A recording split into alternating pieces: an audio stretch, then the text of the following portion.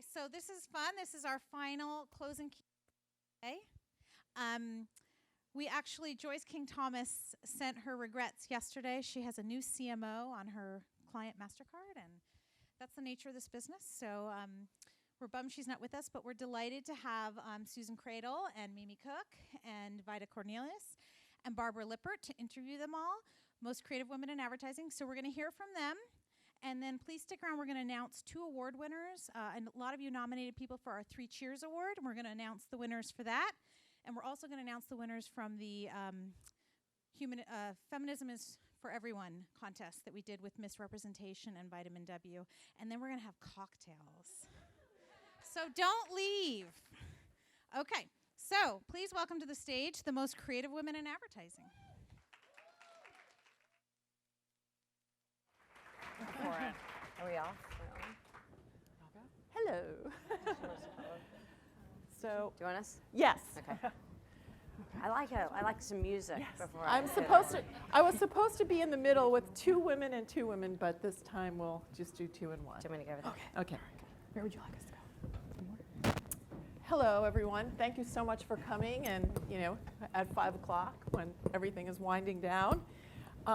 It's just been such an inspiring day. The energy in the room of just being in a room of, 400 women and 60 brave men or so who are also like-minded. I just wanted to go and found a school somewhere for girls after I heard all of this. It's been fantastic. So this is the most creative women in advertising. And in the little blurb, it says, few women have achieved household name status in the advertising world. These women are the exception. And I feel like you should have the Law and Order music there. Boom. Okay, so let me introduce them. And I'm thrilled to be here with them because I really respect them all and even idolize some. Idolize them, yes. Okay, so we'll start with Mimi Cook. She's now the Executive Creative Director at Y&R in San Francisco. And as a writer, she's worked at tons of legendary agencies like Goodby Silverstein and Partners, Hal Riney, FCB, Chiat Day. She worked as a strategist at Mechanism. And she also worked at Apple, where she really had a senior status and was a director/creative director on the launch of the iPhone and the iPad. So I just heard that Apple has its first real senior leader now. They just hired them from Burberry. Yes, yeah, first senior female leader from Burberry. So congratulations, Apple, but otherwise it's a tough climb there. Vida Cornelius is Chief Creative Officer at Global Hue.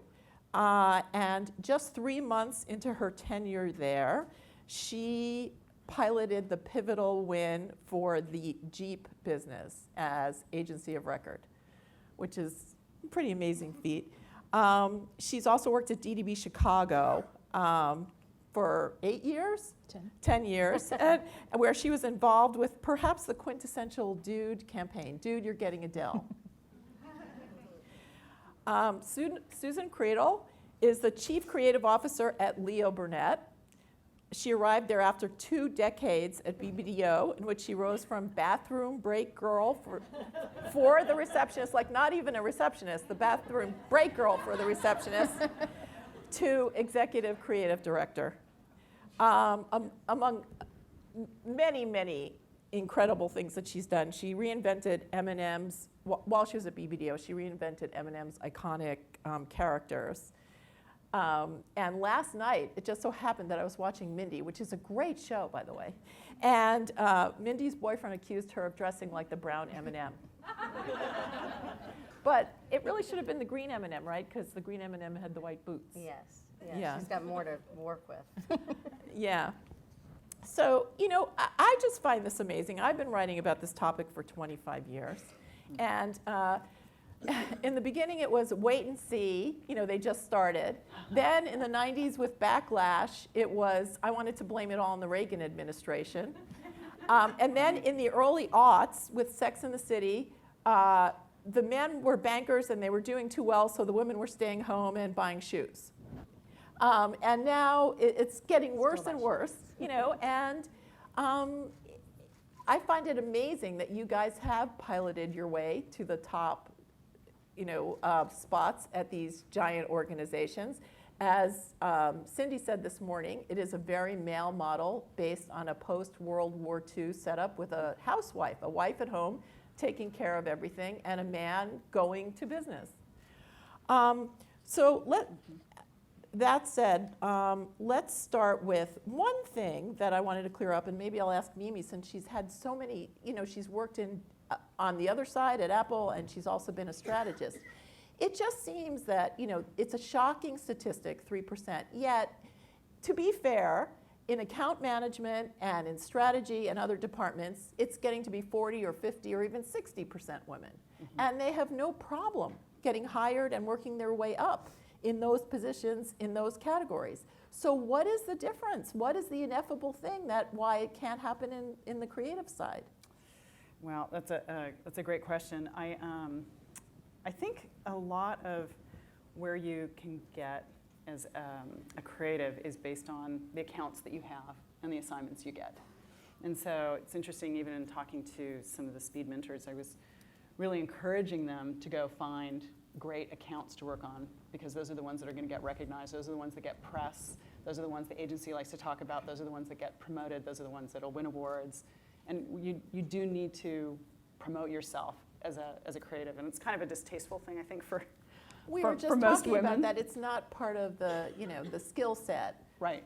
Yeah, right. It's distasteful and, you know, you mean you want me? Yeah, right. The good girl thing, yeah. Right. Based on meritocracy versus, you know, really pushing yourself and creating energy behind stuff that you're doing. And I guess the culture, people work with people they're comfortable to be with. And if it's all bros, they're comfortable with bros. Which brings me to a great question for Vita, which is that while you were at DDB, I guess the agency was offered to pitch a piece of business for Budweiser. And I guess the target included women, but there was not one woman around to pitch it, right? Right. So then they so pick it up there. Well, we got a great opportunity. They were crafting a new beer, Bud Light Lime, which was going to be a cerveza beer, and targeted at people who like mixed drinks, not people who like to go to baseball games and get drunk and fall out. So they were looking for more of a diverse group of consumers. We had a great strategist who was working on the project and had identified the audience as being, you know, millennial, urban dwelling, multicultural, women, Hispanics, you know, a party crowd, you know, a crowd that liked to, you know, have mixed drinks. And it was interesting because the client actually said, well, we want a different group to come in and pitch this. We don't want the same guys that do Bud Light all the time. So lo and behold, I'm sitting in my office. I'm working on McDonald's at the time, and boom, here comes this ask. And I'm like, holy shit, I don't want to go to the 42nd floor. I don't like it up there. They're not nice to girls. But, you know, it was what it was. So I said, you know what, but it's a great opportunity. And when you get something on your desk from Bob Scarpelli, you don't say no. So I said, okay, you know, so we had to kind of put together a ragtag team. And it literally became a little bit of an us against them within the same agency, because it was the main group who normally worked on Bud pitching against this kind of ragtag team who was put together because of their, you know, lack of understanding or lack of normal day-to-day work on the brand. So it turned out to be a great experience for a lot of reasons in terms of being able to win it and being able to be a part of the team that you know, leading the team that won it.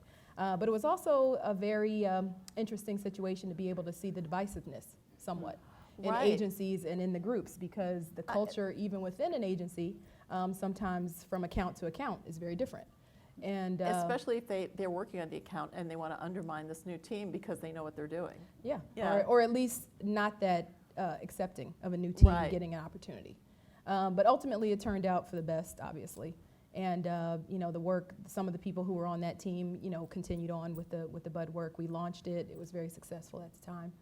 I went back to my McDonald's world, which I was working on, and other new business pitches. But it was a great exercise to be able to show the agency in and of itself that, you know, you have talent in the fold. You just have to know when to activate that talent when it's needed. Yeah, we'll happy to be get back with to that. I wanted to ask Susan. So I wanted to get back to your subbing for the sub receptionist and how you worked your way, literally to the top so that you were just named Chicago Advertising Woman of the Year. Yeah. Yay! Yeah. Because you've worked in some very, very, tough, male-dominated organizations, it would seem from the outside. Yeah, I was fortunate. Can y'all hear me? Because my mic's low. I was fortunate. I think when I got into the business back in 1985, I actually chose advertising because I saw a lot of women succeeding. So I think I came in with a mindset that women could kick ass in this industry. So I had, Mary Wells, Diane Rothschild, Diane Cook Tench, Nancy Rice, Yvonne Smith, Penny Hawk. I mean, everywhere I looked, there were women doing amazing things. So I didn't come in with a mindset that this was going to be hard, even though I ended up at BBDO, which I didn't know was the boys' club. But they were nice to me. They treated me like their kid sister, and kid sisters, the kind of sister I was, we fought, I mean, my brother and I beat each other up every day. So I never thought about it. And I think sometimes I worry that this has been prophetic, almost self-prophesying of what's happened to our industry, which is that, and I've said this before, but I'm going to keep saying it, is I think we went through a really bad period where we said, where are the women in advertising, instead of here are the women in advertising. And I think if I had heard that question when I was thinking about what I wanted to do, sorry, if I had heard that question back in 1985, I wouldn't have considered it. I came into this business because I did believe it was time for women. I do think something else happened that hurt us, which is the dominance of 30-second TV. And when I look back at a lot of the work that the women that I admired were doing, they were long-term brand-building thinkers. And I think when television became a dominant place where a brand could get famous overnight and one funny 30-second spot could build business, and we were watching Wall Street kind of judge success quarter by quarter, I don't think that was using our skill set to its best. I think today with with multi-channels, and we have to get back to building brands and having big long-term thoughts, I think that is what women do really well. And not that we don't do the other, but I think this is because I've been trying to figure out what happened in those 20 years that changed. And I'm fascinated by that. If long-term brand building is coming back, I think women, it's a huge day for women to bring their kind of natural way of solving problems. But it would seem that's just the opposite to what's happening. 30 seconds is an incredibly long, excruciatingly long time now for a bad commercial. And with Vine on Twitter, you literally have 6 seconds and you can do something really evanescent and beautiful and get more tweets and all that. But one of the other problems is, going backwards, if I may for a sec, is that it seems that added to the problems of women now in terms of agencies and economics and cutbacks, which affect everyone, is the idea that the tech sector has been so predominantly male.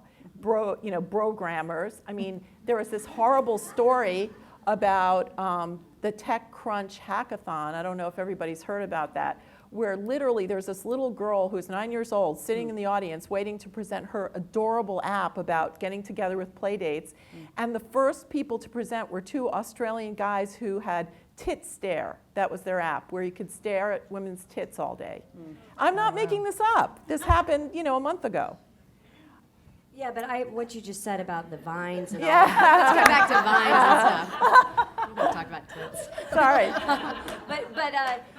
But my point is there's so many little places for brands to be that if they're not held together by a bigger idea, you are throwing money in the fireplace. I mean, it's not going to work. You cannot not have a brand, big platform idea holding all this stuff together, or I think we're going to all be really bad marketers, and we're going to wake up one day and realize that we haven't built anything lasting. And one of the things that I'm fascinated by in our industry is that I hear everybody talking about these new channels and all these places that we can put our brand, but the assumption is they've already got the brand.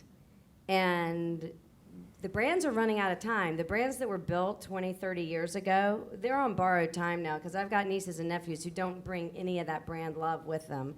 And I don't see people really exercising a lot of brand building out there. So I'm just going to stand by, I think. But I am worried about technology and the conversation dominating about it's going to be technology in the future. I think it's still going to be brand platform ideas in the future. Well, the whole world of analytics and SEO, but there's no reason women can't do that, and that they, I think there are a lot of young women in graduate school studying analytics now. But right, but haven't analytics always been a part of our business? I mean, I didn't go sit in the research department and say, I got to learn the research. I depended on people to bring that to me, and then we translated it into emotional, human ideas that people cared about.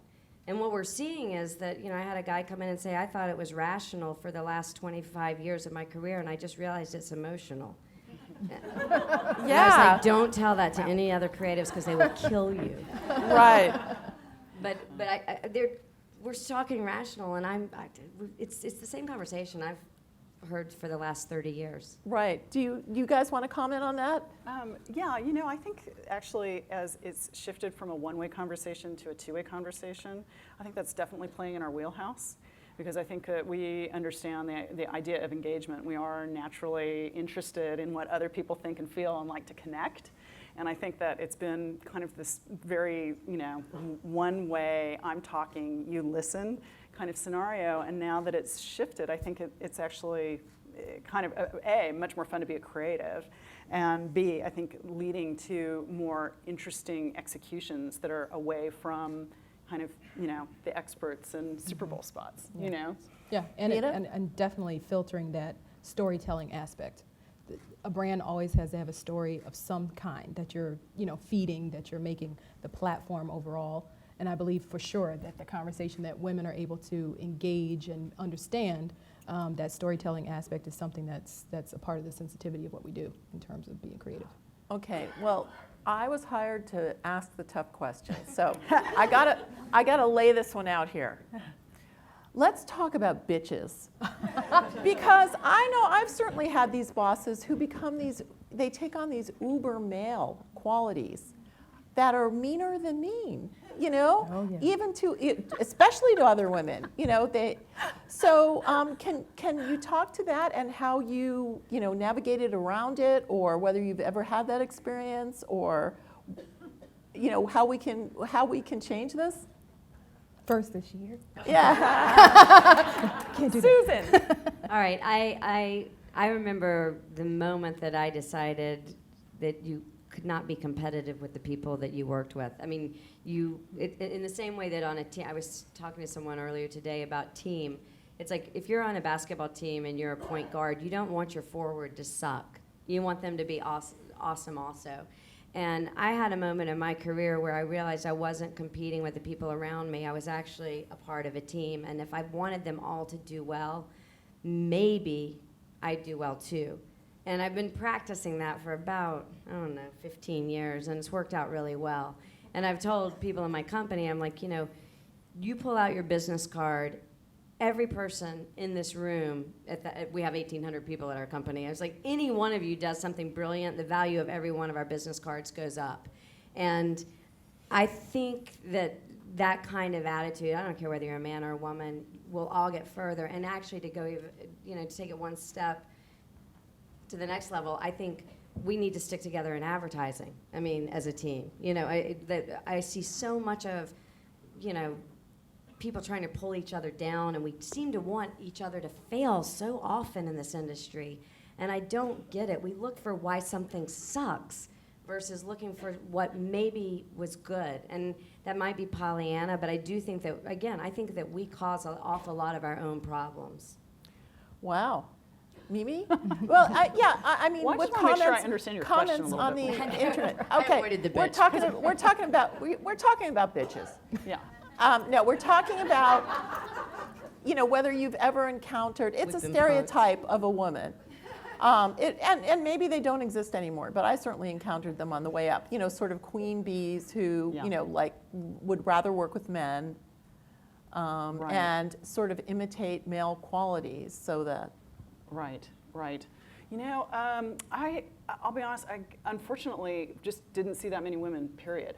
So I didn't really encounter that so much. But I think I was getting a little hung up on the fact that I've known male bitches more than I've known female bitches. And why is it, you know, Hal Riney can cut you off at the knees, you know, and like or Steve Jobs can tell you, you know, he can basically make you feel completely worthless. But they were revered and honored and respected, whereas, you know, and I don't know. Maybe it's a sexist question, that's true. I mean, it kind of, maybe it comes, you know, I don't know, in those instances. I mean, I kind of, in a way, I've had some of the hardest bosses ever, and I, in some ways, forgive them, because at the end of the day, if what they're pulling out, and maybe this is the opposite of what you're saying, but maybe it's the same thing at the same time, is that if they're pulling out the best of you, if they're really asking people to perform to a higher level, I think we accept that. We are like, okay, you know, that is a tough boss, or that person is just telling it like it is, and they have no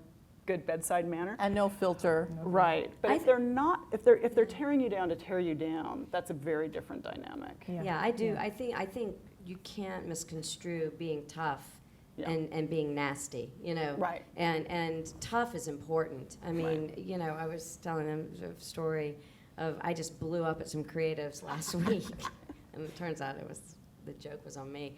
But I was talking about I wanted to get the best work, and I didn't understand the behavior would not lead us to the best work. And I don't think anybody was like, she's a bitch. I think she was like, well, she had some good points until Yeah. I realized what I was didn't know I was what But I I was do think sometimes there's the culture that is created where it's as if there can only be one. There can only be Right. one woman at the top. So whomever that one woman happens to be in her era or in her time, it almost becomes internalized that, okay, well, I cannot dethrone myself, right? I've worked for that person. It's been challenging. And sometimes you need to have that boss where you let them know, look, I'm here to support you. I'm here to help you be better. I'm not after your job at this moment.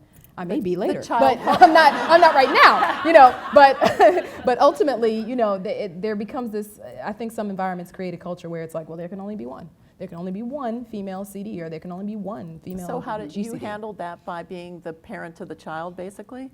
You offer as much support and learn as much as you can learn until it's time for you to move on for another opportunity. I mean, you know, I never want to think of like, okay, well, I can't stay here until I wait for someone to die to get promoted. But we've all been in those kind of situations where it seems like that, I'm sure. But I think for myself, learning from those experiences and knowing how that has felt at times, I've made it very clear to the female staff that I have that I'm here to support them and help them grow. And I also, when I interview people, I say, hey, what are you willing to learn and what are you willing to unlearn in order to work with me? Because you're going to unlearn some things, you know. So. And Mimi, how'd you learn your style of management? Oh, wow. That's a great question. Because I guess I really struggled for a long time to even think I had one or was aiming toward one, because typically I would look around and I really was a student of studying people's styles. It always really interested me how they would deal with clients, present work, you know, how they would you know, interact very, I don't know, very spontaneously, you know, just with new clients and such. And I never saw myself, but I saw things that worked for them. And I don't know, I think I finally, later in life, went to see a job coach, not a life coach, but a job coach. And it was really helpful for me. And I'm almost embarrassed to say I saw them like maybe 2 years ago. No, I think this is, You know? I think this is great because a lot of people need to do this. Yeah. Yeah. And I think that what was great about it is that I had somebody who was objective and able to really, you know, size me up in a way that I hadn't been taken in. They don't do that for you in the workplace. You know, it's You always arrive, like, you're supposed to be, you know, Yeah. on your feet and perfect and yeah, you get a job review, and the whole point of a job review is to not give you a lot of money, you know.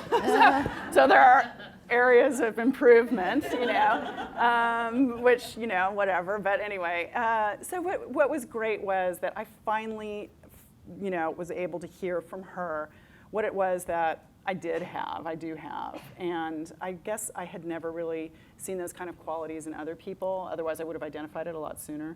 But it just made me feel like, what I have is good enough, And I stopped going, okay, well, I don't have his thing, and I don't have his thing, and I don't have his thing, but I have my thing, Right. And it's like, find the place where that is a good fit. And that's what's happened. So. And it's great. I think it's great advice, and I think people will really be grateful that you opened up about that. Yeah. Because it's really helpful. I think, I know, and I would definitely encourage anybody who feels a little bit either lost or not really seen or whatever, just like go find somebody who's really good at it, and you'll have, it'll feel like somebody's on your team, and then you feel a little bit more confident, I guess. Right. Well, just recently there was a cover of Harvard Business Review about women and managing, and the lines on the cover were, and it infuriated me a little bit, emotional, bossy, too nice. And it's supposed to be about responding to the biases. Mm-hmm. So did you have to unlearn being too nice? I think we have to. One of the things I think is that when we talk about diversity, we have to be careful that diversity doesn't turn into unlearning who you are or what you bring. And I think I have to remind myself to be who I am. And if that makes me unique, if I try to learn what somebody else, and I think it's what you're saying, Mimi, is that you embrace those things. Like for me, I think the thing I hear most from the people that I work with is I'm very transparent. So people know where they stand. They don't have to second guess. There's not is she happy with this or not happy with this? And I trust that they're strong enough and they're good enough to be honest with them. And I actually never liked it when people sugar-coated things or treated me like, oh, she can't take the bad news. And and I like to be treated that way, and I try to treat people the way I want to be treated, and I do want to be treated nicely. I don't want to be a mean person. Mm-hmm. Right, and the distinction between tough. Yeah. So did you guys have mentors on the way up, and after that you could talk maybe about your role as mentors? You're looking at me, Yeah, so I'll I'm just dig looking- right in. I'm looking at you. I'm looking at you.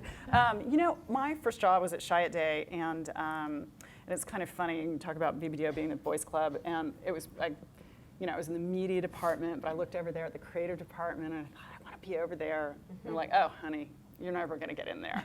And lo and behold, actually, there was a job called a copy typist. Oh, and, wow. I took that thing, and I went to school on other people's copy. This is a long story, and I'll try and make it short. But basically, there were, at that time, some really genuinely great writers. And I'll never forget that they would take the time to actually show me, like little things or respond or whatever. And it was a different time in that I think, over the past 20 plus years, we're all trying to do so much more with so much less. Time is much, more condensed now. Too many people doing too many things. So it's hard to take the time. But I will say, after those initial first years, I really did not have a mentor after that, and it was more challenging than it ought to be. But early on, they were great. And you? Yeah, I did actually. And he was male, surprisingly, but a very good person. I learned a lot from him over the years, and it was interesting because there were many instances that I felt were kind of defining. And at the time, I didn't know he was kind of throwing me into things just to see if I would sink or swim. But it was a little bit of, okay, I guess if you're saying I can do it, I can do it, and it would just be kind of like a push out there. But it took years for me to really see a lot of the lessons that I really learned working with him over the years, and some of the situations that I felt like I was put in that were challenging, and very, I felt very alone at times because I didn't have necessarily people that he was putting me with to work with, but he really wanted to test my resilience. And I see that some of those things that I learned then are some of the same traits I'm able to see in my staff now. Recently I had a young lady, just speaking about female mentors, for example. I wasn't that aware of all the nuances of Mexican culture, so to speak. And she happened to be a very talented writer, but she had a creative director that was over her who was male and Hispanic, and she would not challenge this guy. Her work was always better than his. And I didn't look for her to challenge, but I always felt as though she was shirking whenever he was there. She didn't want to speak up for herself. And I really couldn't understand, like, I'm giving you these opportunities to really shine, and you're not taking them. And she had to really tell me, like, well, I have a cultural, feeling that I can't overspeak a man. It's so ingrained in Right, her. it's so ingrained. So I said, okay, well, we'll take care of that. We removed him because you're more valuable to me than he is. So bye-bye. And she's blossomed. And without that conversation, And without she that would still be conversation, if struggling. I hadn't taken the time to have that conversation, I would have still been trying to struggle and understand where she was and where she wanted to be in her career. And I did not want to get rid of her or misinterpret her behavior. But I think that came from me having a mentor at some time where I was put in situations where it was difficult for me to really be able to tell someone, what I needed. So I was able to hopefully see that in her and help her with that. Yeah. And Susan? I don't think I was ever aware of a mentor, but then when I go back and think about how I got to where I am, I have mentors all over the place. And a lot of them were outside of where I worked. And sometimes it was a phone call, sometimes it was an invitation to an event. I'm looking at Nancy, who absolutely, she came to BBDO and was like, you need to study, you can do this. And there were interesting people along the way that included me in a party or included me in a social situation or asked me to be on a jury, or that all those people were, magically adding to who I became and the confidence that I had. And then, ironically, I find that most of my mentors now are people that are younger than I am, that are hopefully going to take my job one day. And I learned more from them, probably than anybody. So. Well, what are you learning from the youngins? It's interesting. I think Lauren Connolly, I don't know, she was here last year, I don't know if she's here, but she was one that I learned an awful lot from. This was at BBDO, but she really, watching her and how she worked with teams and what she did, it was fascinating. And I found, and it was one of those pivotal moments where instead of being competitive and thinking, this girl is talented and smart and bright and creative and she's a threat, I decided to say she's awesome and I want her to be a part of my team or be a part of her team for as long as I can. And it was a great moment. But I just think talent. Talent, especially if you're a creative, there's talent everywhere. I find juniors at our company, I love sitting in a room with them and listening to how they solve problems and what they're thinking. I just love talent. I love talented people. Can I just say something Sure. to that? I think what's so great is that the lack of hierarchy. I don't think hierarchy is necessarily important to most of the women I know. It doesn't really matter. And so I think it's really benefiting us at this particular moment in time because we're able to just look at people as pretty much equals. Yeah, you don't And see it's it. all very collaborative instead of like, what's your title? Where are you up? I'm down. Da, da, Well, da, da. the opposite of what I was saying before about tech is conversely, in some of the, like Mechanism, the agencies that started as digital, were they more collaborative? Was it better for women? Yeah, they were. Mechanism was incredible to work out, very eye-opening. 4 guys who are really best at what they do and so collaborative and like brothers in a sisterly way. Really great. And that shop really opened my eyes. It was probably it validated the kind of way that I had always hoped a department would work, which is just bring in good ideas and like everybody could share not only the hard work but in the slashes later on. So and nobody was hung up on titles. It really did not matter. And so there was just pure positive energy all the time. And it was great. So I have to, really give you all kudos. You're all working inside these hierarchical organizations that Cindy was talking about this morning, based on this World War II male model. And you've made it, and you've changed the way people work and the way you work with your teams. And so how do you, from within, start changing the models in these monolithic organizations? Or or it's not necessary? It's okay. It's going to be okay. I think that the world is asking for this change to happen. I mean, it is. I'm amazed in the last 5 years, and I mean, it is thanks to people like Cindy Gallup and I mean, Kat doing this conference, and I am amazed in the last 5 years how women have come out for each other. And I think it's just a conversation we needed to have to say it's okay. But I can tell any one of you women, you call up any woman you want, and the good ones are going to pick up the phone and they're going to help. I mean, it is not the world of 20 years ago, in my mind. I'm not seeing it. I mean, I meet with all the top women, and they are gracious. They want, it's exciting. It's really an exciting time, and I think that helps. I think it gives us the confidence to do what we want to do and to run companies the way we want to run them. Mm-hmm. Yeah, it's definitely Vita? been, I mean, I'll say, personally, I think for me, a very pivotal, the 3 months that I was at Global Hue and we had the opportunity to pitch the Jeep business, it was actually the first time I actually had a female client, believe it or not. In all the years I had been working, every marketing officer, every brand director had always been male. And here it was on an automotive piece of business, the person that was making the key decision at that point was a female.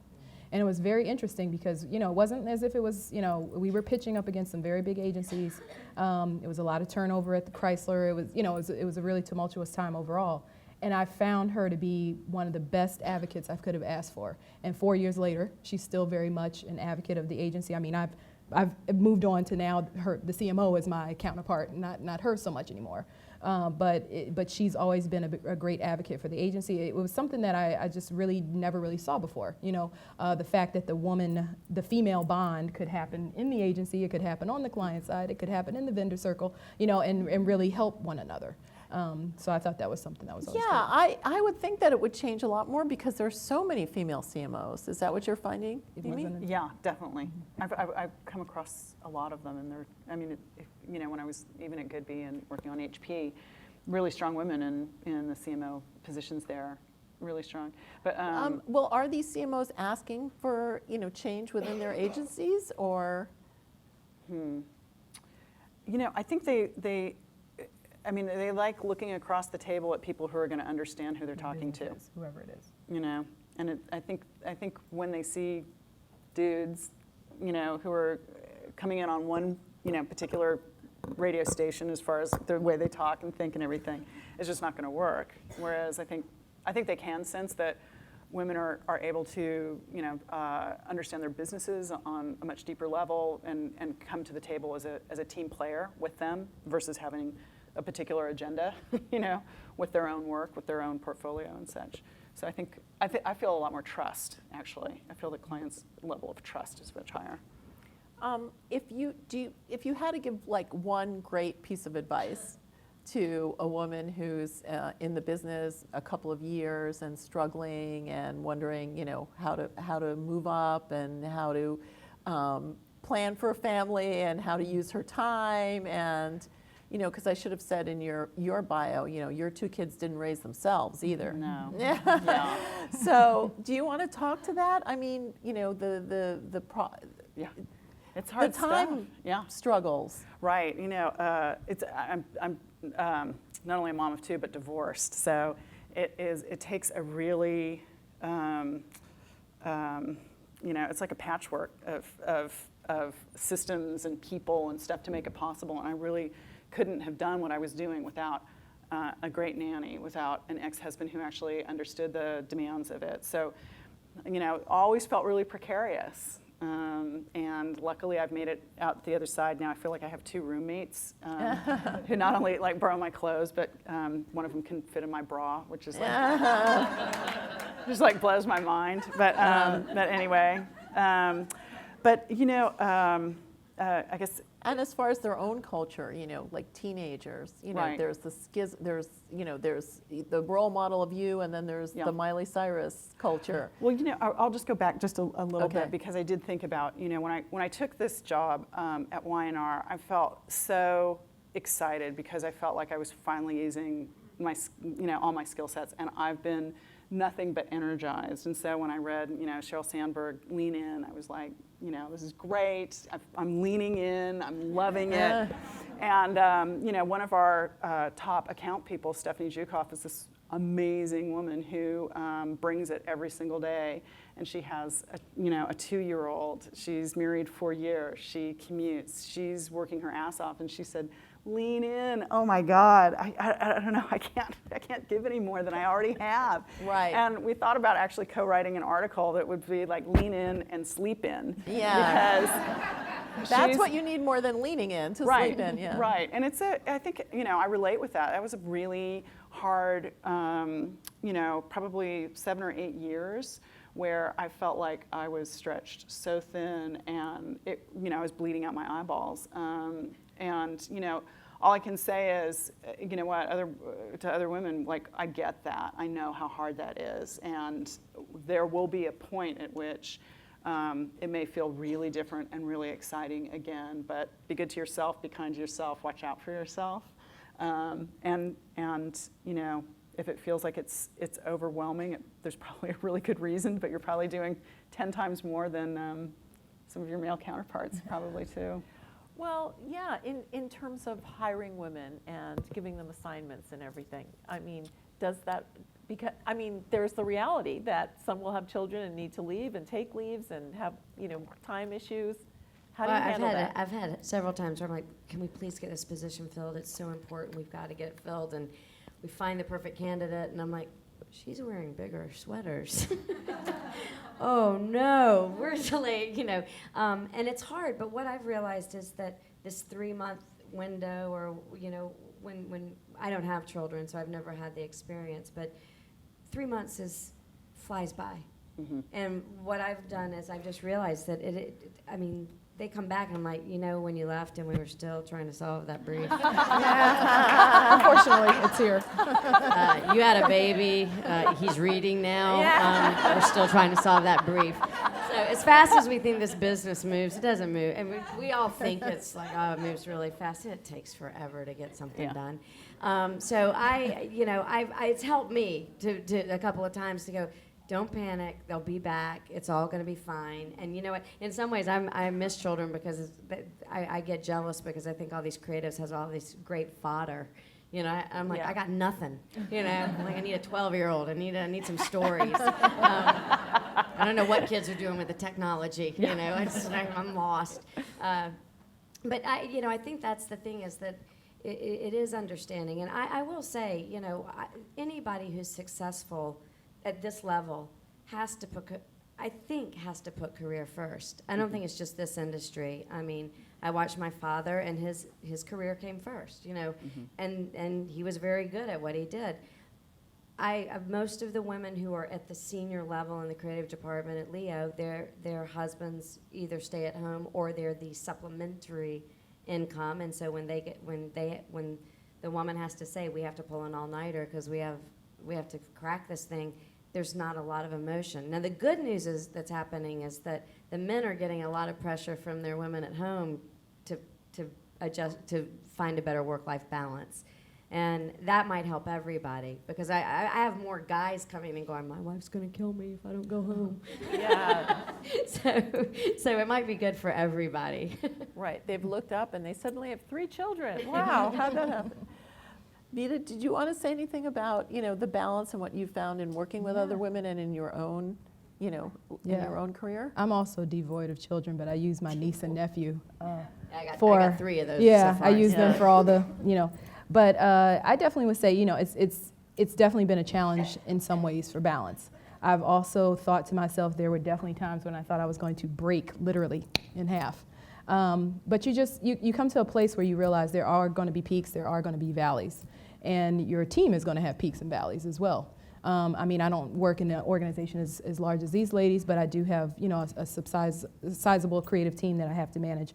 And I feel as though what I realize is that what I bring into the office, my ebb and flow directly affects their ebb and flow many times. So I have to really put myself into an even-keeled space. Even when things look like they're going to explode, I literally have the poster in my office, keep calm and carry on.